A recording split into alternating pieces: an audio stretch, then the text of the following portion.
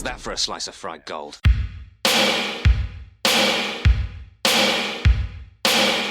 think this is a fucking costume? This is a way of life. I'll be back. There's a flesh wound. I'm not gonna hurt you. I'm just gonna bash your brains.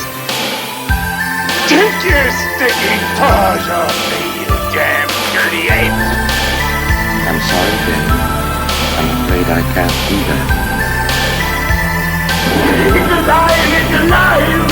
It's alive! I guess everyone's entitled to one good scare, huh? Well, here we go. Well, hello, and welcome to Cinema Shock, the podcast exploring the stories behind your favorite cult and genre films. We do all the research so you don't have to. We're the three guys that tell you everything you need to know about your favorite movies and the people who made them. I'm one of your co-hosts, Gary Horne. Hey, I'm co-host Justin Bishop. And I'm the third wheel writer-comedian, Mr. Todd A. Davis. Some good old R&R. It gives one time to think, reassess, plan, and spend hundreds of thousands of dollars on whatever pops into that crazy perfectionist brain of our subject today, James Cameron, in this part 8 of our series titled The Man of Tomorrow. Try millions of dollars, Todd. Millions. Well, I didn't want to. I wasn't positive on the millions of dollars, but I was pretty sure about the hundreds of thousands. Well, hundreds of thousands leads up to millions, but yes. Yeah, it does. Yeah, I think, didn't we look it up on one of the episodes? He's like in the 700 range somewhere in Well, there. he's just talking about what he spent during his hiatus, which just those submersible dives. Remember the one that he did on Titanic was $4 million. Oh, I thought he was saying it was $40K each dive. And yeah, but the whole dives, the whole expedition on that particular one was $4 million. Okay. They did 12 dives during that trip. You should listen to that episode. It was really good. Oh, okay. that doesn't feel very humble. We're allowed to listen. I'm not going to come on our podcast and say our podcast sucks. Don't listen to it. Yeah, that's a good point. That's not. I know you don't like to self-promote, Gary, but that is not a way to make people listen to your podcast. You're right. I do have to be better about that and stop. Gary V says I have to stop caring what other people think. It doesn't matter. You're going to die. And you're not at the end going to think about what this dickhead from high school thought about you posting about the shit you like. Well, when you're dead, you're not thinking about anything. Well, I mean, yeah, but I mean, I guess inching towards death or something. So anyway, well, we're all inching towards death, much like we're inching towards the end of this James Cameron series. Nice segue. But first we gotta get those big 12 inches in there. What? The title of this episode is James Cameron's 12-year intermission. Okay. Inching towards it, but we got 12 inches right. James Cameron. Oh, Jim. Now this episode is called James Cameron's 12 inches. Oh, let's not dance around it. Let's just call it Jim Cameron's big old dick. He actually named it the Titanic. You think he tells whoever's down there to never let go? I'll never let you go. Well, anybody who approached this podcast from a purely educational sorry, they're done already. I think we've weeded out. We apologize. Well, anyway, so after the massive undertaking of filming Titanic, James Cameron was ready for a little bit of a change. Obviously, he's going to get a lot of offers for other movies, everything from the Planet of the Apes remake, the one that Tim Burton ended up doing, to naturally Terminator 3, True Lies 2. But he had kind of had enough of Hollywood for a while. Probably had a little something to do with how difficult it was to actually get Titanic made. But also, James Cameron, as we know, was an explorer at heart. Even in his filmmaking, he relished going into uncharted places, doing things that no one had ever done before. And after the historic wins for Titanic at the Oscars, he had the means and the time to really explore the way that he wanted to. He had, as James Cameron himself put it, his fuck you money. He said, I can kind of step away for a while. My career's not going to go anywhere. I can do all the cool stuff that I've always wanted to do. In one interview I read around this time, he said, I just assumed that the next time I had a good enough idea to want to take me away from my family, my new family at the time, for up to a year, that I'd be happy to do it. I know I'm not the kind of person who can parallel process several different things. I'm a serial processor. I work on this, and when it's done, I work on something else. So if you have enough self-knowledge to know that there is going to be a sacrifice somewhere else, I just didn't need to anymore. I certainly didn't need to do it financially, and I'd always given myself the goal of getting to a certain point where I could just put this on pause and explore a lot of other things that I might have wanted to do as careers before I went into filmmaking. He said, I think there's a sense in Hollywood and in filmmaking in general that it's almost a self-defining reality, that those people only reference the interior of their particular bubble and nothing outside of it is significant. I do not see the world that way. Well, he kind of figured he would take, 2, maybe 3-year hiatus from Hollywood to go on some more deep ocean expeditions, all while, continuing to produce and developing some projects that he might work on, a little further on down the road. That hiatus, however, ended up being a little bit longer than he expected. So after Titanic, it would be another 12 years before another James Cameron narrative film premiered in theaters. So for this episode of Cinema Shock, we're going to be doing something that's a little bit different than anything we've ever done before on the show, really. Instead of focusing on the production of a single film, we're going to do a bit of exploring ourselves, and we're going to take a look at just exactly what the hell James Cameron was doing for that 12-year stretch between films. We had not originally planned on doing this when we were planning this series, but as we started doing our research, we realized that a lot of the stuff he was up to during what seemed to be like him just disappearing from Hollywood has some significant impact on what he's going to do with Avatar and beyond. So we didn't feel like we could just kind of skip over it, which is what we originally thought we were going to do. So before we get into it, though, guys, I got a story about James Cameron that I want to tell. All right. So, over the course of this series, we've talked a lot. We've made a lot of jokes about James Cameron's behavior on the set of films.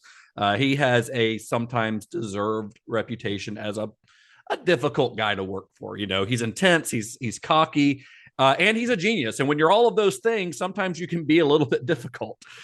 Stories from James Cameron sets often make him seem like, I don't know another word other than an asshole, but I don't think James Cameron's really an asshole. I think he can get really intense, and I think that can affect his behavior. But I think deep down, he's not like a total like scumbag, I think he's just dead set on getting his art made, and he's not going to let anything get in the way of that. And if he may have in the past gone about, let's say, relaying his feelings to his cast and crew in a way that's not very nice, well, at least as he gets into his twilight year, you start reading interviews with him later on, he has realized and fully admitted that that was the wrong way for him to behave. So he, has grown as a person, which, is all that any of us could ask to do. But he's also not like that guy 100% of the time. Otherwise, he wouldn't have any friends. And James Cameron has a lot of friends. And a lot of his friends talk about him as if he's two different people, this like Jekyll and Hyde persona. His friends will refer to him as Jim the guy versus the guy he becomes on set, Jim the director. His intense on-set alter ego, in fact, was often referred to as Midge, M-I-J, which is Jim spelled backwards. So like a bizarro version of Jim, Nice. Clever. Yeah. One of those friends, Arnold Schwarzenegger, says, quote, "It's wild. He literally becomes a different person," talking about when he's on set. And then John Bruno, who we've brought up quite a few times in this series, he's the special effects supervisor who'd worked with Cameron since the 80s. He said, "I can judge him by the way he answers questions, the way he's talking to people. It's just a tone. He'll be sharp with somebody. If he turns around and says, 'This is fucked,' then that's not the day to ask him something." So his friends kind of know how to dance around this this Midge character, right? Before you tell that story, Justin, just because I don't know a better place this would fit in, I actually had something at the beginning just to throw in there, a quote from him about this very thing, because one of the interviews, and forgive me, I don't remember where it was that the guy asked him about a nickname he has. called Iron Jim. He said in the interview, he says, that's actually not my nickname. It's the name of an article that came out or something. It's actually the name of his penis. Yeah, it's actually. But the interviewer asked him, "Do you recognize that you are kind of that? Do you think that you have to be such a tough guy to make films like you make them?" And he said, all directors are. A director's job is to make something happen, and it doesn't happen by itself. So you wheedle, you cajole, you flatter people, you tell them what needs to be done. And if you don't bring a passion and intensity to it, you shouldn't be doing it. Also, by the way, you won't prevail. It's just that some directors are better at hiding it, or they might be more patient than I am. But I think that's part of the territory. But with most of the types of the stuff I do, there's a lot of safety issues too. Some of the stuff you saw at the end of Titanic, people can get hurt doing that. And so things have to go a certain way. There's a certain precision that's required, procedural even. And it comes from the top. It's a very much an old style kind of tribal hierarchy on a film set. The director sets the pace, sets the tone. And I do challenge the crew to do the best work and be as safe as possible. But I think that gets misinterpreted as unnecessary harshness because people who aren't there and don't really understand what's going on. I've always had actors who want to come back and work with me over and over because they know that I'm going to push them to do their best work. He says in that same interview a lot about how even the ones that seem pissed off about it still tell the stories all the time about all the bullshit that they did. And he's like, don't misinterpret that. They're happy that they did it and they're proud of that work and they will eventually want to work with me again. I mean, we talked about that a little bit in our Abyss episode, whereas like immediately after the Abyss, Ed Harris was telling stories where it sounded like he was in fucking Vietnam. Then you listen to him years later when he's being interviewed for the DVD and he softened a little bit on that. And he recalls it as if it's one of the best, film experiences that he's had. Difficult for sure, but a very memorable experience that he's very proud of. Yeah, and I like the point that he makes about like with Titanic that you have to be hard on. There's any slight miscalculation in some of this shit, and if you're too nice, then somebody could die. Yeah, Well, another one of his friends, Guillermo del Toro, says that when he's on set, Cameron has a laser-like focus, and this is a quote from del Toro, and everyone knows what happens with lasers. So Jim the guy, I think isn't a bad dude. He's just an intense director. And del Toro has a really great story to prove that Jim the guy is not a bad dude. So del Toro and James Cameron they're old friends. They met back in the early 1990s at a 4th of July barbecue at Ron Perlman's house. Del Toro had just directed Perlman in his first film, Kronos, and Cameron was there with Linda Hamilton, who had starred in the TV show Beauty and the Beast alongside Ron Perlman back in the 80s. So Kronos, del Toro's movie, had cost $1.7 million to make, which was at the time one of the most expensive films to have ever been made in Mexico. So when they met at this barbecue, Cameron, he walks up to del Toro and he says, "Hey, I hear you and I make the most expensive movies in our respective countries. So when can I see yours?"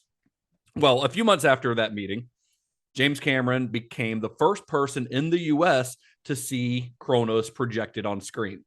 Guillermo Navarro, who is del Toro's longtime cinematographer, they still work together. He actually translated the film for Cameron as they watched it because the filmmakers had run out of money and didn't have anything left to pay for getting subtitles made for the film. So they're watching the whole movie with Guillermo Navarro translating it for James Cameron. Wow. Well, James Cameron loved Kronos. And he and del Toro, they quickly became friends. They were kind of kindred spirits. Like they were both accomplished visual artists. If you've ever seen del Toro's sketches, like he is absolutely incredible. Yeah. They both often designed elements of their own films. Del Toro, like Cameron, had worked his way up on the technical side of filmmaking. He had learned makeup and special effects from Dick Smith, actually. I'm somewhat of a Dick Smith myself. But del Toro had also done pretty much every job on a film set, from operating the boom mic to being an assistant director. Just like James Cameron, he can pretty much do it all. Well, del Toro was kind of broke after pouring all of his money into Kronos, and he would end up staying in James Cameron's guest house in Malibu anytime that he was in the LA area, sometimes for months at a time. The two they were like buddies. They would go Laserdisc shopping together. Del Toro says that like James Cameron, he would buy like Del Toro would buy like 3 Laserdiscs. James Cameron would walk out with like 100 of them because he's a millionaire and Del Toro's broke. They would they'd order takeout and watch movies together. Del Toro would introduce all these like weird, kind of obscure horror movies to James Cameron and stuff. They had movie night, they would critique each other's rough cuts when they were working on films. This is going on for years, I feel like this is where the friendship montage with that song, like, so about my best friend. It's weird that you say that because I was literally picturing in my mind like James Cameron and Del Toro on a couch, like with a bowl of popcorn in between them, and like laughing and pointing at the screen. There's like a shot of them skipping side by side. They come out with matching T-shirts that like says "best friend" and it's pointing. They're with him. Or they come out wearing the same outfit out of the dressing room and they don't realize it. They're both like pointing. You too. But yeah, I mean that's what it was like. It was like I would watch a sitcom about these two guys. I think Jim and Guillermo, hanging out. They would help each other out in filmmaking terms as well. If they were editing a film, Del Toro's been in the editing suite for pretty much every James Cameron movie since the early 90s. Like just not entirely, but he'd pop in. Cameron would be having trouble on a certain scene, trying to figure out what works, and Del Toro would give him suggestions, and vice versa. James Cameron would do that for Del Toro's movies as well. So they've got this great little buddy comedy thing going, right? But then, okay, let's say that's your movie, that's your buddy comedy. Third act, we get a little bit of a twist, right? Ooh. 1998. This is after Titanic comes out, wins all kinds of stuff, makes all kinds of money. Del Toro's father was kidnapped in their hometown of Guadalajara, Mexico. Kidnapping in Guadalajara is not uncommon, but the reason it happened in this case is because Del Toro had just made his second movie at this point, Mimic, released by Miramax. That movie cost about $30 million to make, which was easily the most expensive thing that Del Toro had worked on. And that made everyone in his hometown of Guadalajara think that he was this like Hollywood high roller. They thought he was just rolling in the dough. So they kidnapped his father and they demanded a ransom. As you do. Yeah. The problem was Del Toro didn't have any money to pay. The kidnappers, they asked for $1 million ransom, but Del Toro had, once again, he'd sunk all of his money into this film, and nobody else in his family or anyone could possibly afford to pay that kind of ransom. So a little time goes by, the kidnappers double the ransom. Jesus. And presumably they did this because they thought maybe Del Toro was holding back on them or something. They're like, oh, fuck this guy. He's not going to pay us. Now you have to pay $2 million. That's me speculating, but that's kind of what it seems like. Well, this goes on. Tell me this story ends with James Cameron sending a robot army in, like a drone army. Not quite. That would be a better story. But this goes on for 72 days. The kidnappers have Del Toro's father for 72 days, a month and a half, basically. Or I'm sorry, 2.5 months, basically. During this time, Del Toro and Cameron are in communication. Cameron is emailing him or calling him, kind of checking in on him regularly, seeing what he can do to help. He's helping him find the right people for ransom negotiations. He would review the references from the negotiators, saying like, seeing what they're telling Del Toro to do. He'd run it past James Cameron, get his advice on it.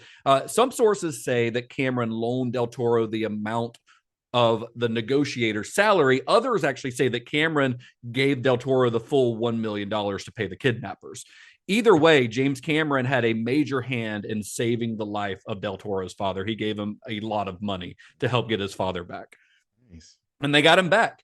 They ended up getting him back. Del Toro would later say, of all of my friends, Jim was the Gibraltar stone. It's easy to talk about the legend of the artistic dictator. Few people know Jim's other side.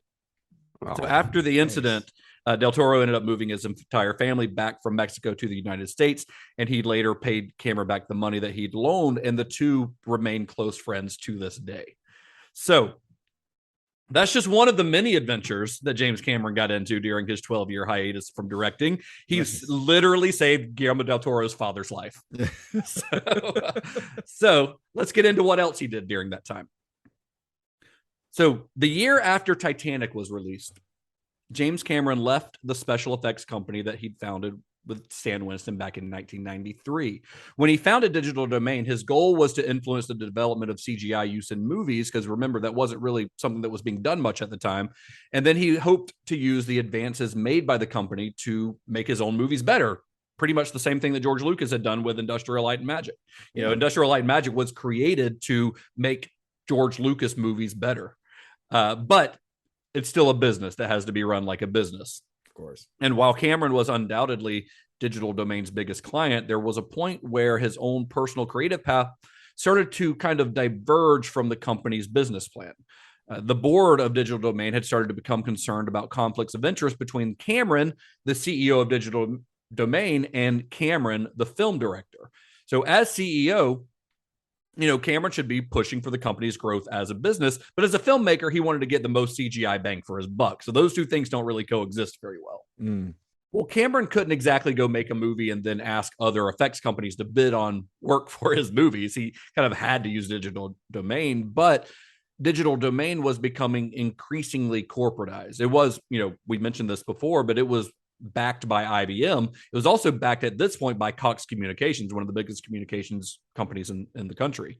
And Cameron started to become frustrated with their aversion to taking risks. Well, the Digital Domain board also realized that the effects business was kind of a tough one with a very tight profit margin. Like I think their profits were about 5%, which is incredibly low. Really hard to make a lot of money when you're only pulling in 5% profits. Scott Ross, who was the company's president that Cameron had kind of put in charge, I think we mentioned him back when we talked about Digital Domain being founded. He wanted to expand the company into a full-fledged production company, kind of like what like Pixar did. You know, it started as an effects company, kind of an R&D company working for Steve Jobs at the time, and then eventually turned it into its own studio. So that's what Scott Ross wanted to do with Digital Domain. He wanted it to be a production company, not just an effects house. But Cameron had already had Lightstorm, remember, his own production company, and he didn't really want like another one. So all of this is kind of coming to a head at a board meeting in 1998. Ross is going over the details of this possible expansion. They're talking about taking this IPO, you know, making it public, which, you know, is going to make them all a lot of money. And then at this meeting, just before Ross makes the announcement, Cameron stands up. He's got a handwritten note. He reads it to the board where he basically, the note is him he's thanking them for, you know, the years of work that he's done with them. And he's giving them his formal resignation as both CEO and chairman. And of course, Scott Ross, you know, is not happy about it, nor is the rest of the board, because they're trying to go public with this company, and that's not going to look really good to Wall Street when the founder leaves, you know. And also Stan Winston, remember, who had co-founded it with him, he also walked out with Cameron that day. He kind of agreed. He didn't like the direction the company was going, so he walked out with him. So all the things that anybody on the street would have given a shit about. Right, yeah. Well, Digital Domain, they survived without Cameron, just in case you were worried about them. In 2006, they were bought by a holdings group whose principals included Michael Bay and Dan Marino for some reason.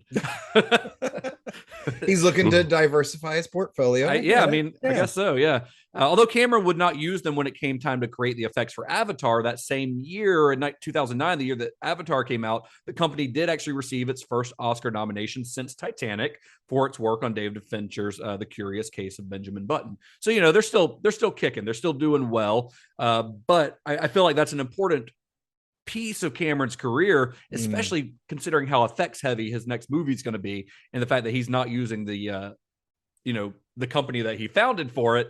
Well, now you know why. Yeah.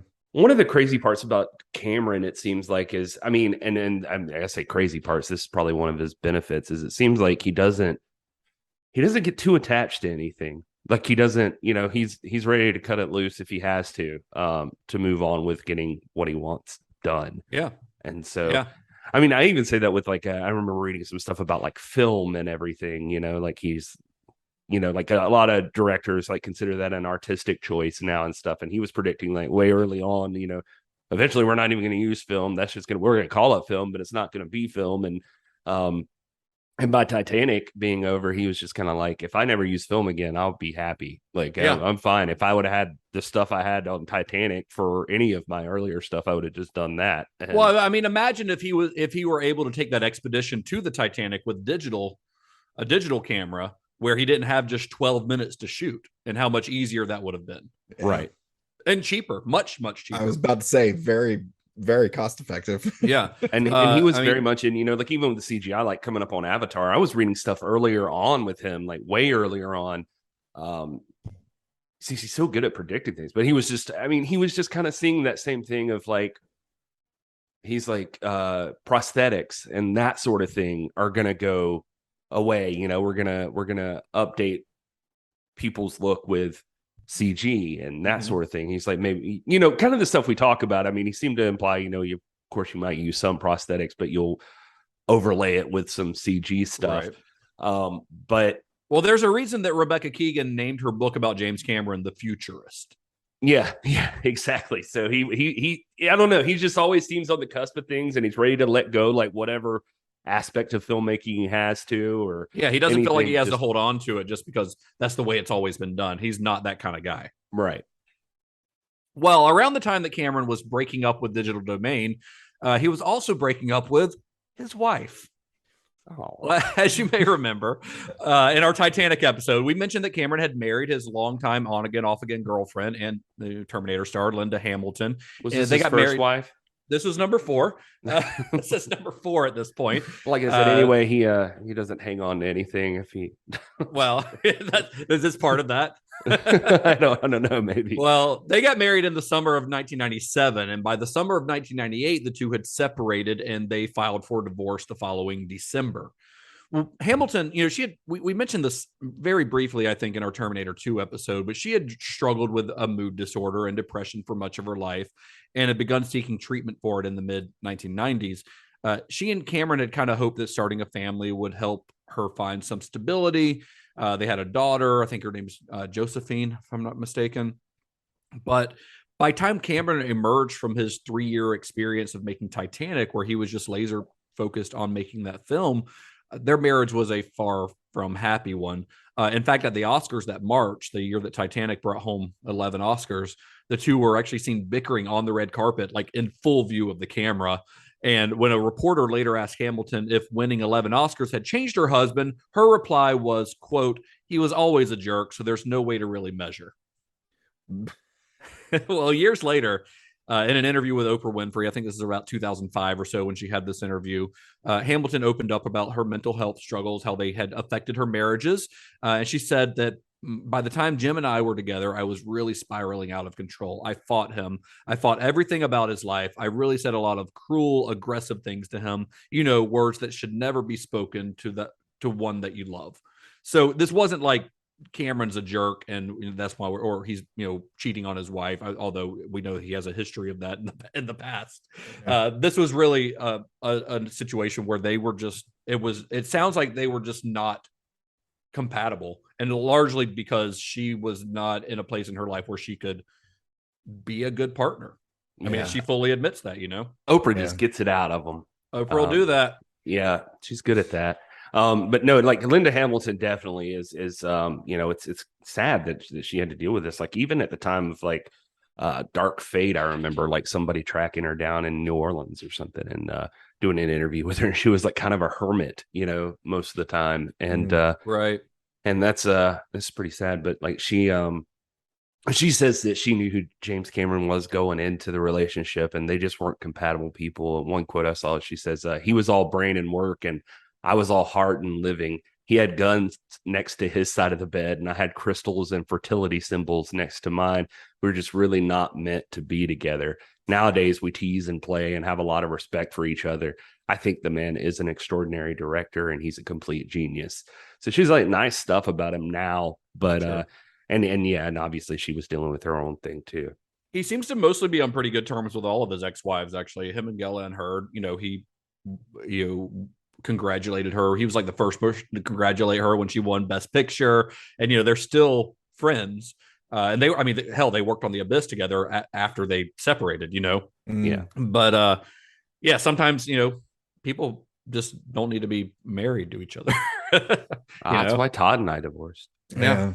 That and Gary's nowhere close to James Cameron's 12 inches. That is, yeah, we'd be going into negative numbers, I guess. But, wow. no, Do you have an innie? Is that what you're saying? I'm just saying, compared to the amount of hair on Todd's ass, it seems like it. It's just like once you push through that, it's just oh like my god, nothing. this is getting far too graphic. It's a little helmet peeking above the bush. Oh wow, it's like Homer going into the shrub.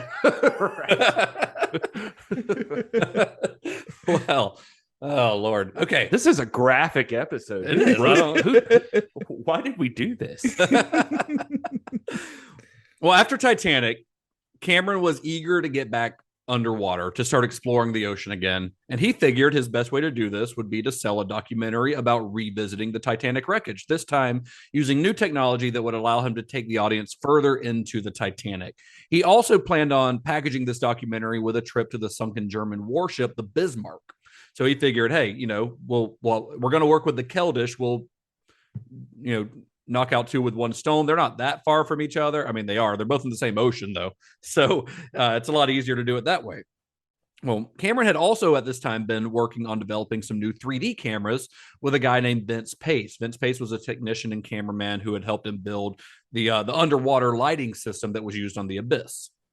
And Cameron saw this new expedition to the Titanic wreckage as an opportunity to test out these new cameras. Now, Cameron was not interested in using 3D technology because it was like the hip thing to do at the time. Remember, this is like late 90s, early 2000s. At this time, 3D tech was very much seen as a dead fad. It had first been used widely back in the 1950s. It saw revivals every decade or two. But I think the last real burst of like 3D movies being released commercially had probably been in the 1980s, especially with like horror stuff, Friday the 13th, Part 3 and things like that. Jaws 3D. Jaws 3D, although that stuff, even that was a very short-lived fad, and I would say had some questionable results, including the two that we just named. Well, my favorite parts of it now are, while I still love going back to watch these movies, is like that it doesn't carry over filmmaking wise when you're not watching the movie in 3D and like you're on Jaws and somebody's like Jason Voorhees is pointing a spear at your face. Like right. It's just a 5 or 10 second image of him just poking at the camera with a spear. Yeah. Like, okay. Well, traditional 3D tech, as had been used pretty much since the beginning of the format, was pretty imperfect and very impractical. The way that it had always worked was by filming an image with two cameras. You had one representing the right eye, one representing the left. And then when you synchronize these two images and watch them through glasses that allow each eye to only see its own movie, that's why you've got the red and the blue, the two films created the illusion of depth. The problem was with this version of 3D is that perfect synchronization of the images is nearly impossible, which leads to most 3D films looking kind of fuzzy or having a ghost image. And that's why people get like nauseous and stuff when they're watching 3D. Mm. Did they ever try playing two different movies?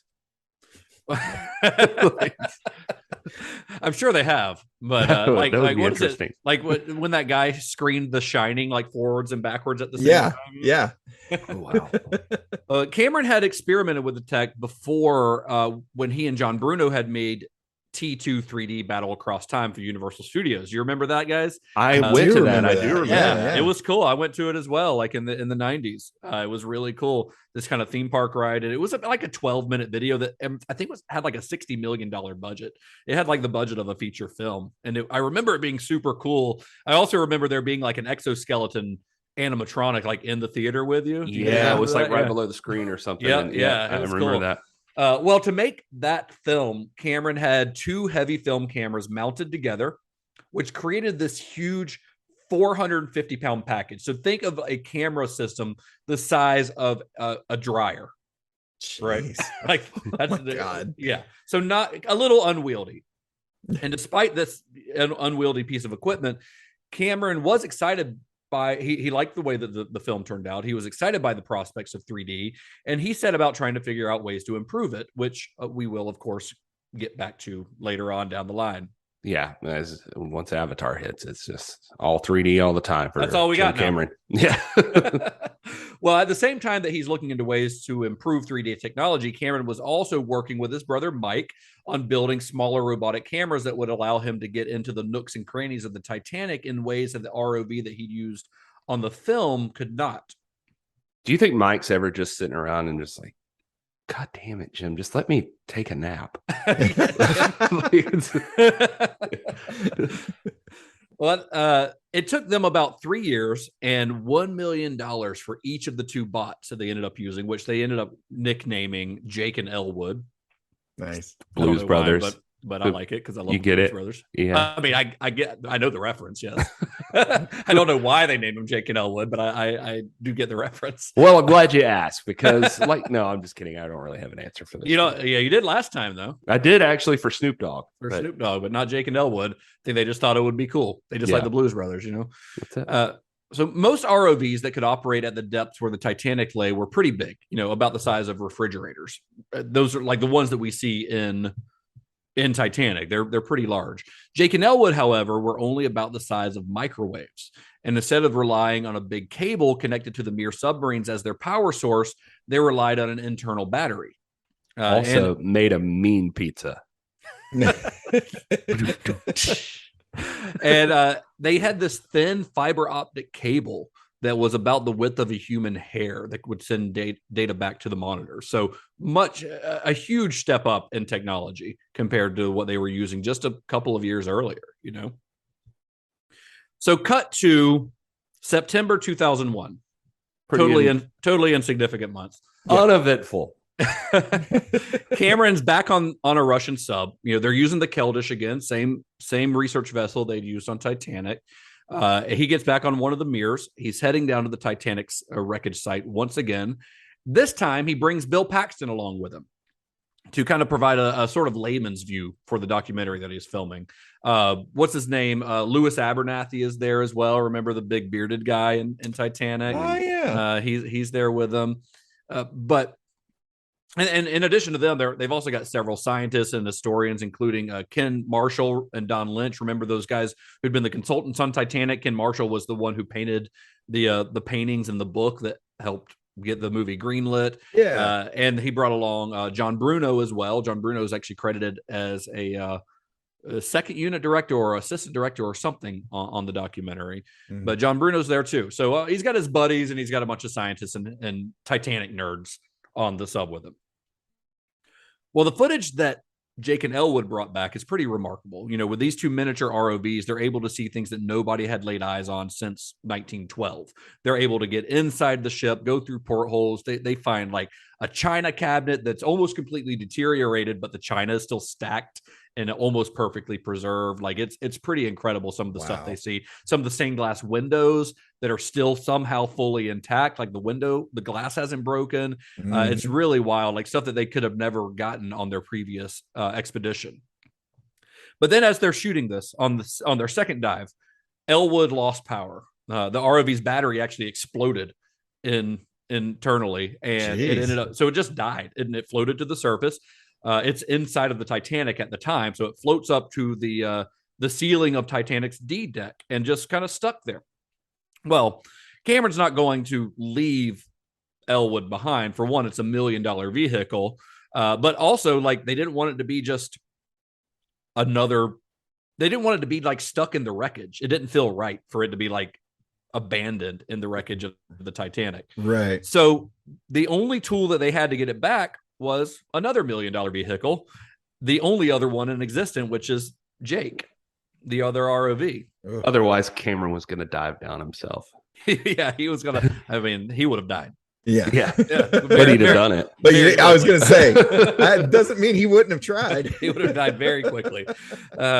So the robots, these ROVs had actually been designed to rescue each other. They were lined with Velcro so that one could kind of grab onto the other if necessary. So they tried this a couple of times. It's not working. They keep trying it and they're about to give up. And then Louis Abernathy actually suggested a pretty low-tech method to retrieve the stuck ROV, which was a clothes hanger. So they attach a clothes because the robots had this little bit of mesh on them. So his idea was to use the clothes hanger to hook in the mesh and grab it.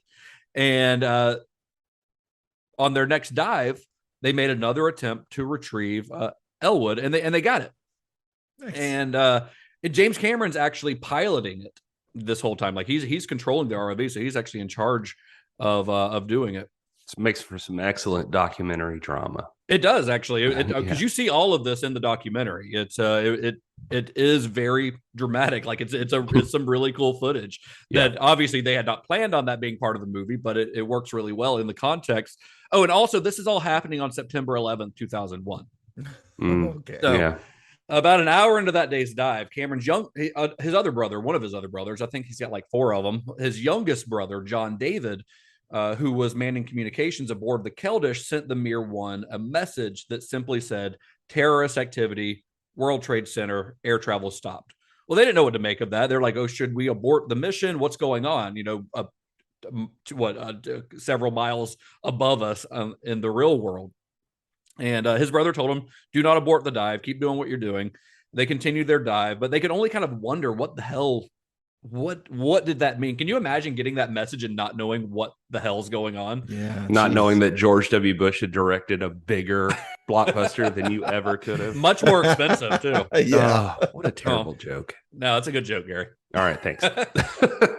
After several more attempts to get Elwood, again, Cameron's he's controlling this all himself. They were able to rescue it from the wreckage, and then they returned to the Keldysh, in what should be a celebration because they got this $1 million vehicle off. But when they get aboard, the mood had kind of changed aboard the research vessel, and it didn't really feel appropriate to celebrate the way that they would have otherwise. They returned to the ship and they found out about the terrorist attacks that took down the World Trade Center and the Pentagon. And you see all of this in the documentary, by the way, in the final minutes of the documentary. And Cameron says, all of a sudden, everything we're doing means nothing. It felt like it was so trivial. You're invested in your own fantasy, feeling like it's life or death, and then you realize it's stupid, it's juvenile. And those sentiments are actually echoed in the film by, I think it's Don Lynch, who kind of says something along those lines. It's either him or Kim Marshall, one of the 2 Titanic researchers, where they're like, we've been researching this, this wreckage that is literally about, 1,500 people dying. And then we get up to, but this is kind of a tragedy that feels a little abstract because it happened so long ago, Yeah. Then they get back up to the surface and they're in a world where an even bigger tragedy has just occurred in real time, So it's pretty heavy on them. They're out in the middle of the ocean. Well, I mean, to be fair, I think that not to make this a whole show about 9/11, but I think that kind of was the feeling for about everybody on that day. Like, it just kind of, once it happened, I think generally everyone's like, well, this is the only thing I'm going to remember from this time period. Right. Yeah. I mean, it was monumental for everyone. I mean, literally everyone, just like people of like our parents' generation, they remember where they were when JFK got assassinated. We remember where we were on that day. Yeah. I was working at a Johnny Rockets. I was not doing anything as cool as diving to the Titanic. I was flipping hamburgers and playing 50s music in a dumb diner, and that felt incredibly stupid. Well, most of the time that felt incredibly stupid. But it felt especially stupid that day, Yeah. And the documentary, it kind of structures it to where this is kind of like the end of it.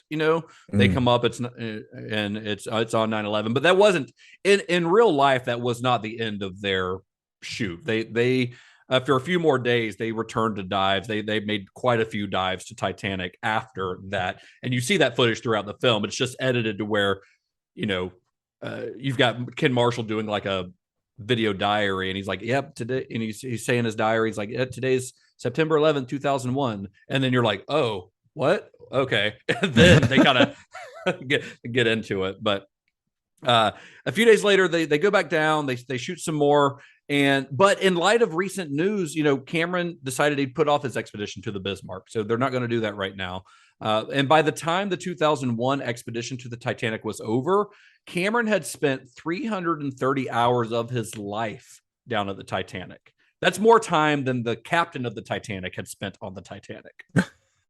Wow. Jeez. The resulting That's a film, good way to I'm sorry. I was just going to point out that was interesting perspective there. Yeah. Well, the resulting film would be released by Walt Disney Pictures in 2003 in the IMAX 3D format under the title Ghosts of the Abyss.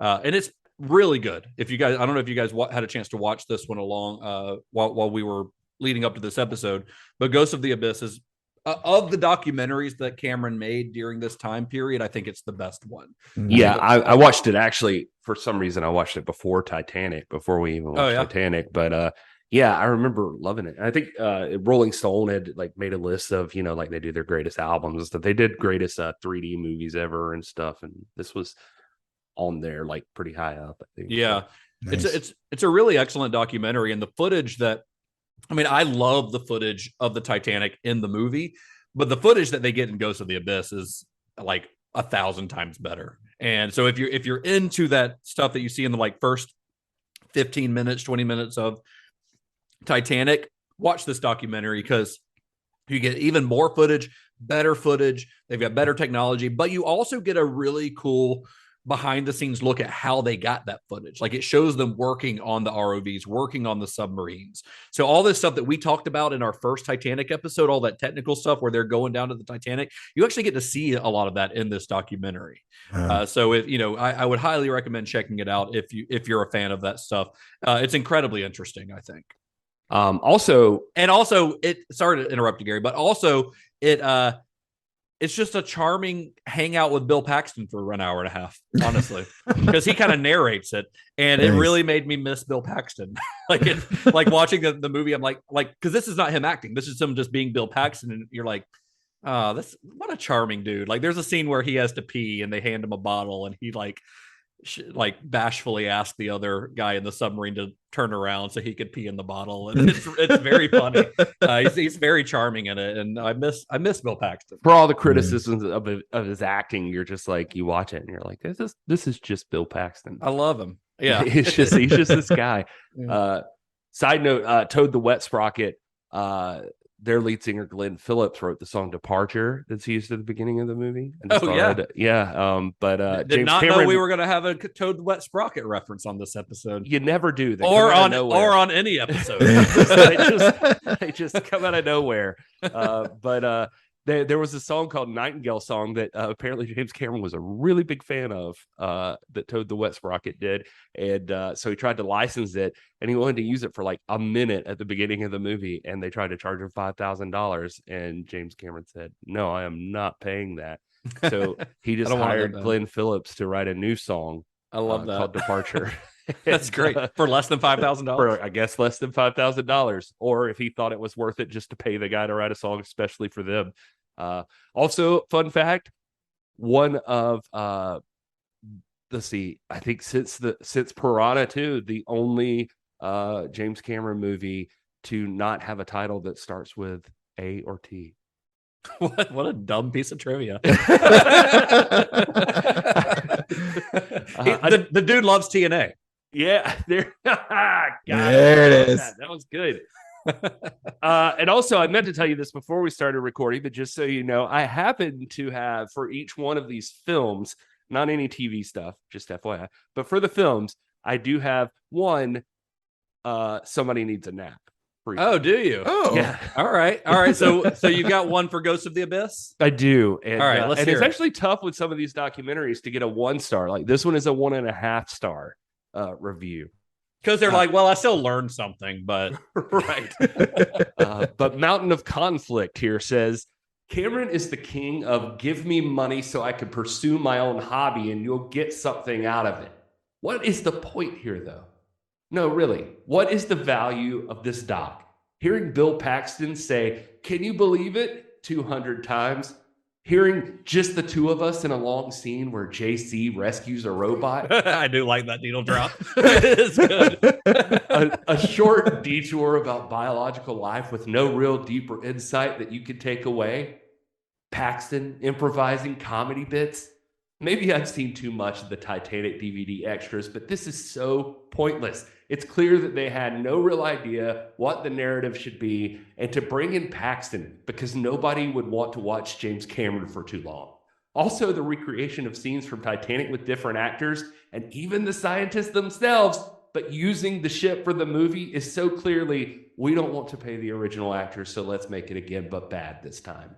It is weird that they do that, but I do like that. Like Don Lynch, I think, plays the Victor Garber character, the designer of the ship, and you know it's him because you just saw him interviewed. He's on the sub, and then you see him like in period garb, and you know it is kind of odd, but it doesn't bother me. I would not have expected them to use footage from the movie because then remember, this is being released by Disney, who would have had to pay Fox. They didn't own Fox at the time. They would have had to pay Fox to use that, like a probably obscene amount of money to use actual footage from the movie Titanic. Of course, they're not going to do that. You know, now it's way that cheaper. Disney does on Fox, can James Cameron go back and redo Ghost? Do like a special edition of this? And use the actual footage from the film. It's kind of weird that this one is not on Disney Plus. There are a couple of other James Cameron ones on there, or there's one other one that he directed on there. But you can rent it pretty easily. But I thought it was odd that it wasn't actually on Disney, even though they released it. But maybe it's a rights thing based on who funded it and things like that. I'm not sure. Yeah. So we're going to be jumping around on the timeline a little bit on this, just because we're trying to tell like little bits and pieces, and obviously a lot of these things overlap in the timeline. So we're going to go back to a little bit before his expedition to the Titanic that we just talked about, right? Cameron got married again.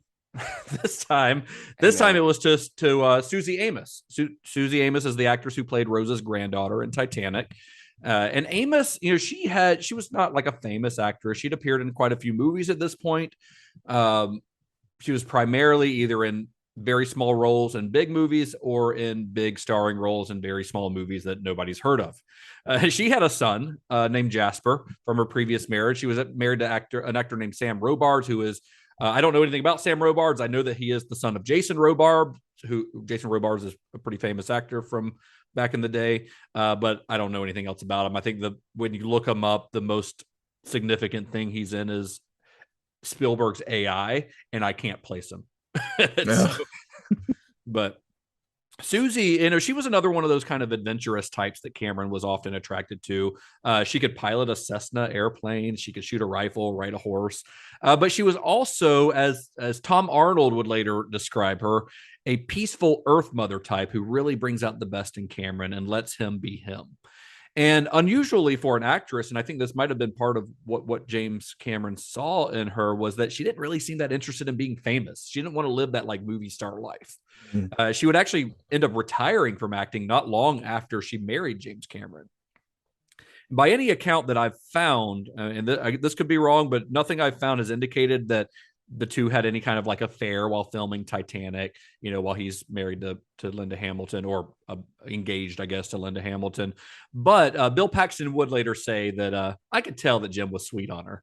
For what it's worth, I mean, this is still James Cameron's wife, just to make sure we're clear on that, because we've been giving him a lot of shit for all his wives. I mean, Jim likes to get wet, and so does Big Jim. You know what I'm saying? Iron Jim likes to get wet just as much as regular Jim. Well, the two would go on to have 3 children together, who they raised in Malibu, along with the 2 children from each of their previous marriages. And as Gary said, the 2 are still married to this day. So 5th time's a charm, I guess, for James Cameron. Well, sure. I think that's the common phrase. Yeah, I think so. I'm going to talk to my wife tonight.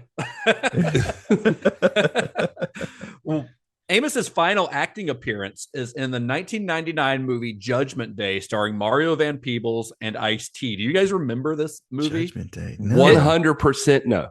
No? Okay. It's definitely like late 90s straight to video version of like an exploitation movie. I remember renting it back in the day, but I do not remember anything about it, which probably doesn't.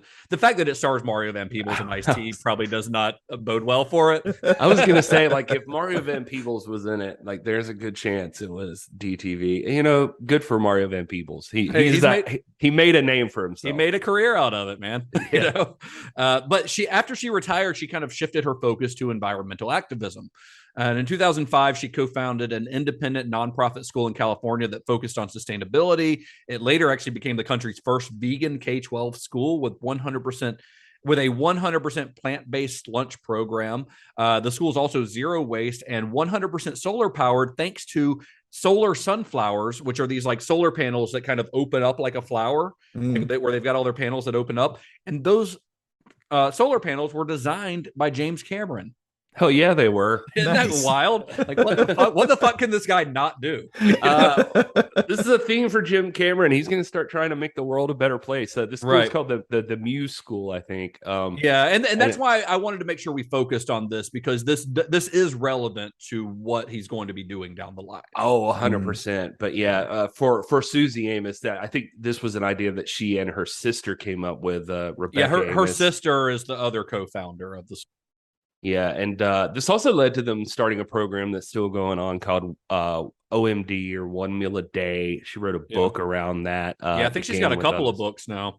It began with all this because they had to convince parents that it was okay to have like the all vegan lunch program and that kind of thing. They're like, listen, you can give them bacon and eggs in the morning for breakfast if you want to, but for 1 meal a day, you're going to have completely plant-based whole food, like a meal. And so anyway, that was like it's like an initiative you can still. I looked at it literally before we started this just to see. It was like, is this still around? It is. It's pretty neat. I mean, she also founded something called the Red Carpet Green Dress Initiative, which showcases sustainable fashion on the red carpet, specifically at the Oscars.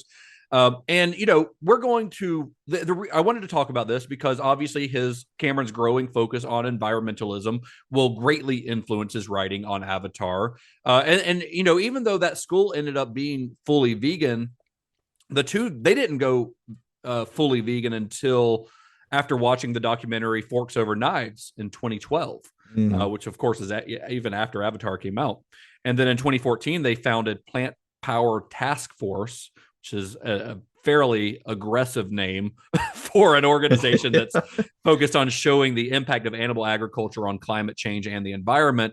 And then Susie Amos also founded the Cameron Family Farms and Food Forest Organics, which is a plant-based cafe and market in New Zealand, of all places. And I think that's because I'm pretty sure Avatar was filmed in New Zealand, if I'm not mistaken. So that's probably why it's in New Zealand.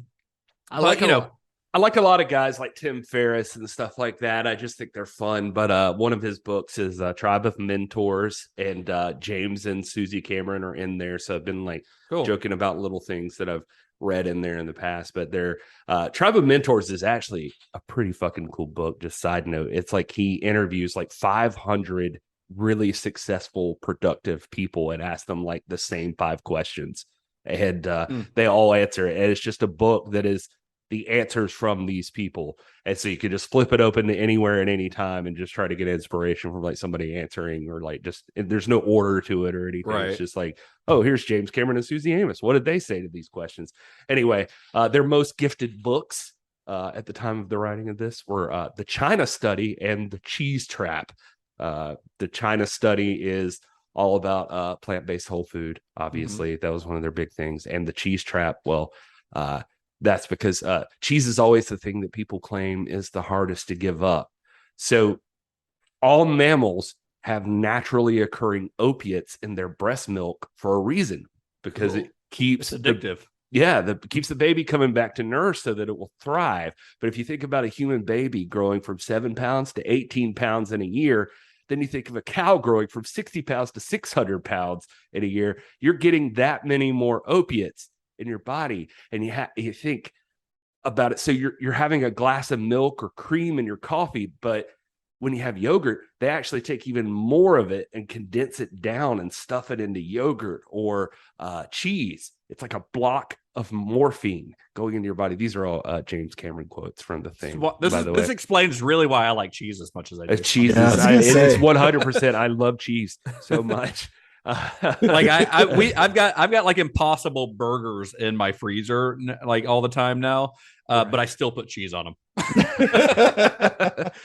But this is all about health and sustainability, and it sounds like I'm making fun of the guy. But I'm really not, because I'm sure that someday in the future, I really do believe this, that we're all gonna look back. We'll be looked back on as fucking savages. Yeah, that's how the world, I think, is supposed to work anyway. We can look back on people 100 years ago and for like 1,000 different reasons be like, you guys were fucking terrible. Yeah, but the world's supposed to keep evolving that way, I think. But he actually even says, like in the Tribe of Mentors thing, he actually talks about how this he even thinks the whole food plant-based diet thing fueled his productivity. He mentions in there that he would get sick on shoots every time he did like a shoot. At some point he would get sick, especially the big ones like Titanic, where it takes like 6 months or something. He said that even just in case we don't mention it, but he even says it happens on Avatar. But like he does them and it takes like a month off because he gets sick and he can't function anymore and he's just so tired and beat. But then he'll go on and like where he's at now, like do like Avatar 2 and 3 back to back, and he says he feels fine. He's great. Good for him. Yeah, and I mean, listen, think, I saw Weird Al Yankovic a couple nights ago, who was in town, and the man's 62 years old, and on this particular tour, he's sitting down a lot, but because of the nature of the tour. But the guy is in incredible shape for his age. If you watch him on his regular shows, he's jumping all over the stage, kicking high kicks, and he looks great. And it's because of his vegan diet, honestly. I mean, that's a large part of it. Yeah, I think by the time you get to Avatar 2 and 3, I think they've made their sets completely vegan catering, and they're also like executive producing a documentary called The Game Changers, which is about like plant-based protein and stuff. Because the biggest thing, like, it's going to have like Arnold in it and stuff, because it's like everybody thinks you got to have meat. That's what you've been taught. They say like doctors have been taught that, just like the dairy industry, it's like pushing milk's the only way you can get calcium. People in the meat industry are pushing that meat's the only way to get protein. And they're like, no, all this stuff comes from... How's a cow get calcium? Exactly. That's literally a thing they say in there. They're like, well, the cows and bulls and everything are just eating fucking lettuce. So how are they getting it, and or their protein? And so anyway, all this is worth mentioning because sustainability, veganism, etc., all become huge parts of Cameron's life, like starting in this area with Sumi Amos, and essentially in all this time in his relationship with her, ocean, space, etc. Cameron gets really this philosophical view that you should learn to lean in more to you're part of an interconnected universe. You're part of a bigger machine. And you start seeing that play out in the next movie. Well, yeah. And I think that, as we'll get into it when we talk about the movie, but Avatar is an idea that he's had for a long time before this. But I do think that it's the way that Avatar ends up leaning into environmentalism is inspired greatly, I think, by his relationship with Susie Amos. And I think that all of this stuff is a major influence on his work on Avatar and will be on all of his work probably going forward. So it really kind of felt important to not just skip over this stuff because it is relevant to the story that we're trying to tell. 100%, because if you're a vegan, you're gonna tell somebody. Yeah. Well, so Cameron was not completely cut off from the world of filmmaking during this period either. And in 1998, after Titanic, he began working on acquiring the rights, the remake rights, actually, to Andrei Tarkovsky's Solaris. It took about 5 years to secure the rights, by which time Cameron was too busy with other projects to direct it himself. So in 2000, Steven Soderbergh was working on Traffic. And around this time, he pitched his ideas for a Solaris remake to James Cameron. And Cameron and I think Ray Sancini is who he pitched it to as well. They kind of liked Soderbergh's idea, and they began development on the film, which was released in 2002 to kind of a lukewarm reception. But I think it's a pretty good movie myself. It's not a commercial movie, though, by any means. But, I mean...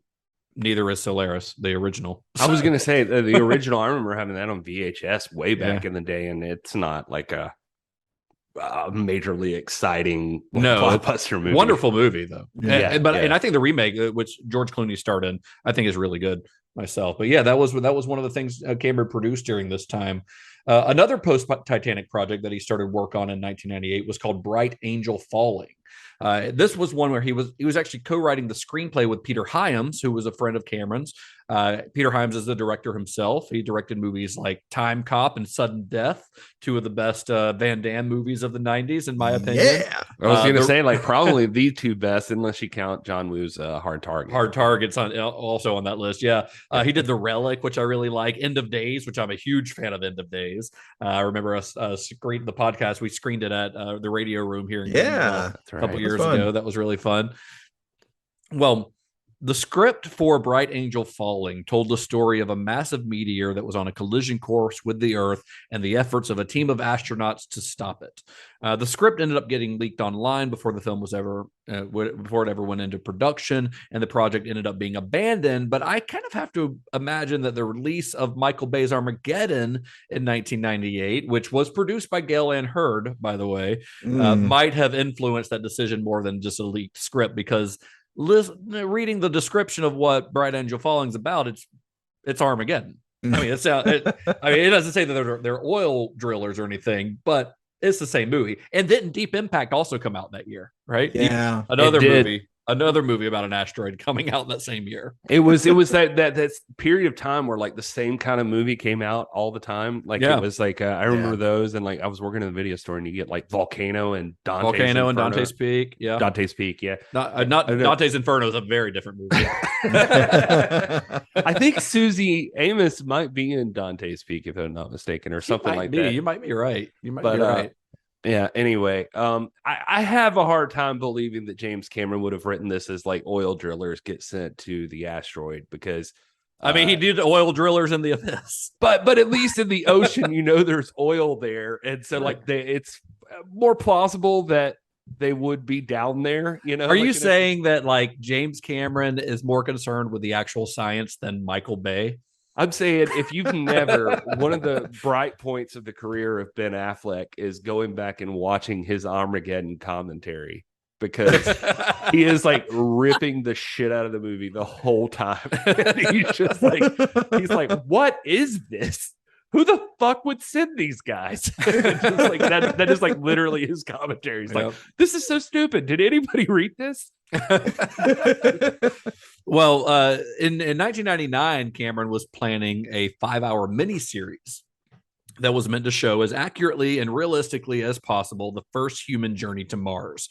This story was about a group of explorers who go to Mars. They establish a settlement, get in a bit of a pickle of some sort, and then they have to use their wits to get out of it, which honestly, describing it that way makes it sound like Ridley Scott's The Martian. I guess they were going to science the shit out of it. Yeah. So much like he had done with Titanic, Cameron planned on making this as realistic scientifically as possible. He wanted to work within the rules of physics and the science that would actually make colonization on Mars possible. He even consulted with NASA on it. And during the development of the project, he designed a combination Mars lander and rover, because normally there's a lander, there's a rover, it's two different components. But he actually designed one vehicle that could do both, which had never actually existed before. He showed this design to NASA, and they're like, yeah, that could work. That's pretty cool. And then a few years later, they launched their own lander rover to Mars. And it wasn't Cameron's exact design, but it was pretty close. So fucking NASA is stealing his ideas. Yeah, and they dicked him over on even he was designing cameras that would work on their version of the rover, basically, or like whatever the final product was going to be. And I read like they gave us some excuse about like testing or something, and it didn't get the testing in time for them to use his cameras on the rover, and they sent it off, but whatever. He was working with and it's almost like you can't trust the government. Yeah, right. But all of this is part of like another thing I definitely wanted to mention is like he gets in a lot of the interviews I read with him from this time period or right after Titanic, when people are like, well, what do you want to do next? What's your next idea? One of the things he always brings up too is like science, that he wants to make a movie that like scientists are cool.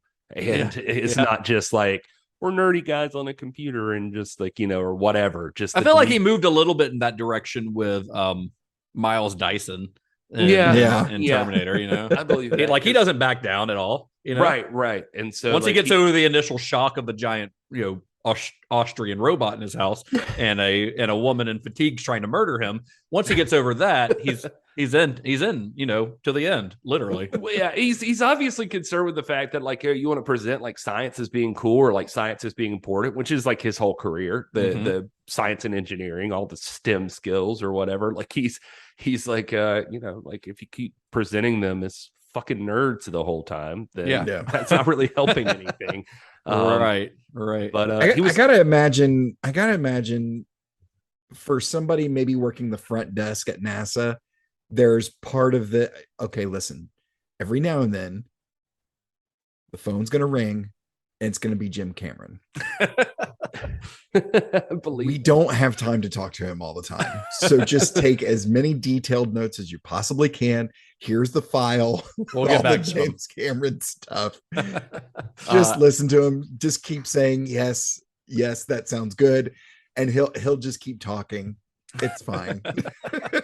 I was reading this interview with him in Premiere magazine in 2000, and he was talking about this Mars thing, and he was working on a script with like Al Reinert, and then he started who did like Apollo 13. And then he started working on a novel about this. He was thinking about pausing to work on a novel to flesh out his ideas or something. I don't even know if that novel ever actually came out. I don't think I saw. I don't think about so. it. Yeah. Anyway, in that interview, he did. Side note before the point that I was getting to, he did say that he predicted that the actual trip to Mars, this was in 2000. So if somebody was like, "Oh, you're a fan of 2001, right?" Like, we're not anywhere close to that. And he's like, "Yeah, well, things got fucked up or whatever." But he's like, the actual trip to Mars won't take place for another 12 to 15 years. So, we're in 2022 as we record. So he's not right about everything. Well, I mean, honestly, part of that's because the government just stopped caring about space exploration. That's true. But what is interesting is in the same article, he talks about how what I found this cool. He says, quote, "The Mars Project is a fictional miniseries with tendrils in many media. The current plan I have in my head is to do it both as a TV miniseries and a 3D IMAX movie. Mm-hmm. We're also doing a live streaming website, which we'll treat as a real mission with actors who stay in character and talk over a webcam the entire time." Interesting. I'm involved with a company that is creating streaming media from extreme environments. We're also developing tiny 3D cameras for the IMAX project, so we hope to see those flown in space. We're building complex sets. Space travel is a subject I find immensely fascinating. Yeah, so he's not like just retired during this time, is what you're saying. He's still building all this shit. Right. He described himself as the busiest unemployed man in Hollywood. And his idea was to release that as simultaneously as a 3D IMAX movie, hoping that it would kind of boost the 3D format. But then two other Mars movies opened in 2000. This kind of goes back to what we were just talking about with the asteroid movies and the volcano movies. In 2000, two movies about Mars came out. One was Red Planet. One was Mission to Mars, directed by Brian De Palma. And they both bombed, both critically and commercially. They both did awful. So his Mars movie was kind of put on the back burner. Not because he didn't think that it was viable to do a good Mars movie, but studios aren't going to fund it when two movies about going to Mars just like were disasters at the box office. Yeah. But just because the Mars project was shelved didn't mean that he'd lost his interest in space exploration. In fact, Cameron actually approached a privately run Russian space program about going to the Mir space station and filming a documentary there with his 3D cameras. He trained to be an astronaut. He underwent exhaustive physical tests and astronaut training in Moscow. But then the Mir space station ended up getting shut down due to lack of funding, so he wasn't able to go. It was actually suggested that he could go to the International Space Station instead, but that meant getting NASA involved. NASA's a bureaucracy, and that wasn't something he relished, but he was still, interested in doing this documentary. Well, his project had gotten some momentum at this point. He'd gotten commitments for nearly $30 million in funding. He was looking for a little bit more than that. So he's continuing to kind of develop this. And he had actually planned on doing a spacewalk himself during the filming of the project. But then he found out that meant spending 18 months abroad and away from his, he's got a wife and 5 kids at this point in order to train. So we started kind of having second thoughts, and he asked NASA to give him 6 months to think about it. Well, during that 6 months, in February of 2003, the space shuttle Columbia disintegrated over Texas upon reentry. You guys probably remember this, killed all 7 crew members. And after Columbia, NASA really refocused its human exploration program. They, after that, would barely be sending their own people into space, let alone some filmmaker doing what they probably saw as some kind of vanity project, Yeah, it'd be weird. He had a good. It's weird to read some of this stuff now, but he had like a really good relationship with the Russians. Some of the stuff you were mentioning at this time. Well, I mean, that probably started with Titanic working on the Keldysh. Yeah, and at that time, at least at that time, and I'm not sure now. Maybe China's done something, but I think they were the only country who'd done real space travel, like manned space travel. And he said his Mars story originally had a bunch of cosmonauts in it. So he'd gone and done some training with them for that as well. His belief is that we couldn't make it to Mars without working together with the Russians. We would have to do this together. And he'd been to Johnson Space Center and done like space shuttle sims. But he wanted to see what like life would be like for a cosmonaut.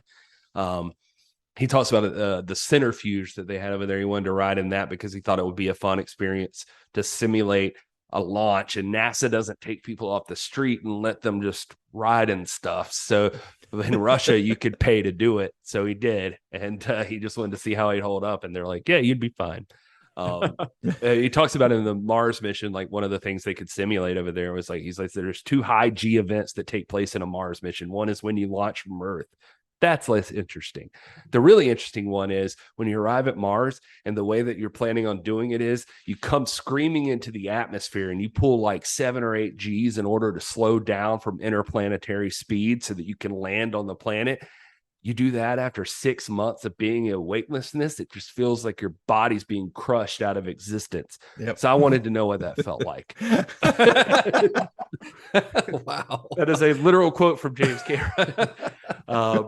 And if you're wondering if he's going to end up being one of these guys like Elon or Richard Branson or something that does it out of their own pocket or something like that, he says, quote, here's the thing. I'm a supporter of commercial space ventures and the subcategory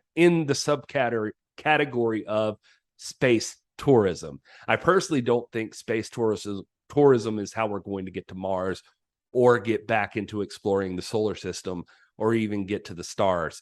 I certainly wouldn't want to join the elite ranks of rich bozos who just do it for a thrill. However, if I could figure out a good, compelling film that needed to be made and the money was there, I'd be more than happy to go do that on film.